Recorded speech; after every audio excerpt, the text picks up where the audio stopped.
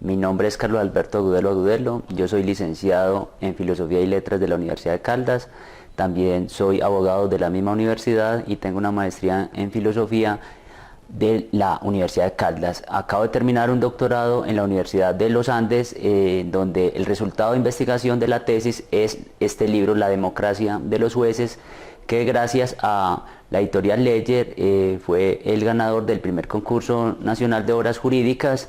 Entonces, gracias a Ledger por la publicación del libro. Paso entonces a contar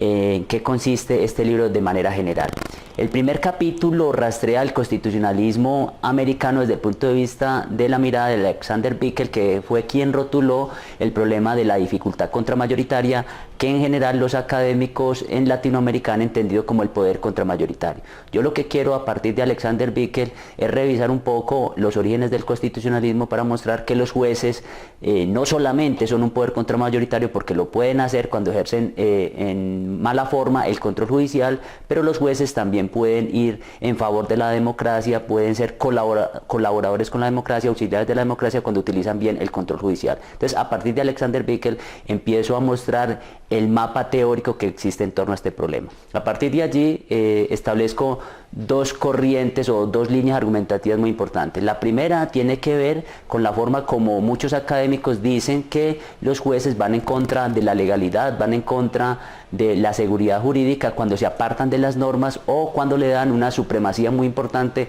a la Constitución, a la forma como interpretan la Constitución. Allí encontramos teorías legalistas, positivistas, las democracias deliberativas, etc. Este es un recorrido que yo hago desde el constitucionalismo clásico hasta llegar inclusive hasta los años 80 y 90. Por el otro lado, muestro otra línea argumentativa de quienes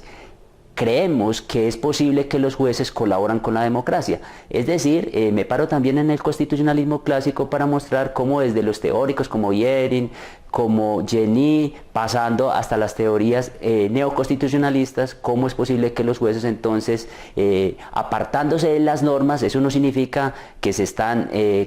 desacreditando la Constitución o la legalidad, los jueces pueden colaborar con la democracia. Entonces, lo que yo muestro con base en estas dos líneas argumentativas es mostrar si en Colombia existió una recepción de este discurso, y también allí me paro un poco a mostrar cómo es posible hablar de una dificultad implícita en nuestro contexto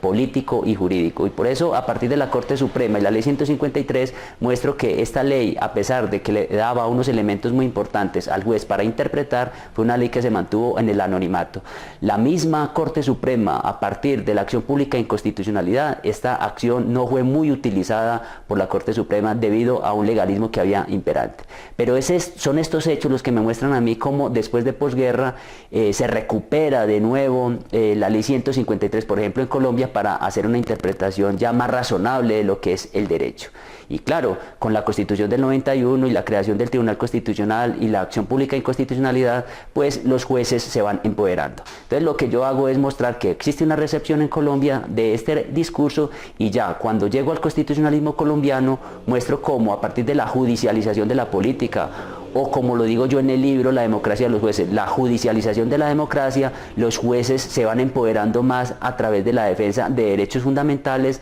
a través de la defensa de una carta de derechos y sacando inclusive normas del ordenamiento jurídico porque los jueces consideran que son normas que van en contra de la Constitución. Y aquí hago un ejercicio más práctico mostrando cómo a través de casos, por ejemplo, como los ESI, el estado de cosas inconstitucional, el progresismo que se dio con el tema del homosexualismo, el debate entre economistas y abogados, el debate que existió con los presidentes postconstitucionalistas con las Cortes, empiezo a mostrar cómo estos casos son paradigmáticos para mostrar esa tensión que ha existido entre los jueces y la democracia. Estos casos me van a permitir a mí pensar que debemos pensar en la democracia de nuevo, que hay que reevaluar el concepto de democracia, hay que pensar en una democracia más robusta, y por eso, entonces, después de este recorrido, partiendo de un señor que se llama Sager, partiendo de Dworkin, partiendo de Robert Alexy, reconstruyo un concepto de democracia en donde es posible hablar de una justicia justicia constitucional o es posible hablar de una democracia de los jueces sin que se afecte ese principio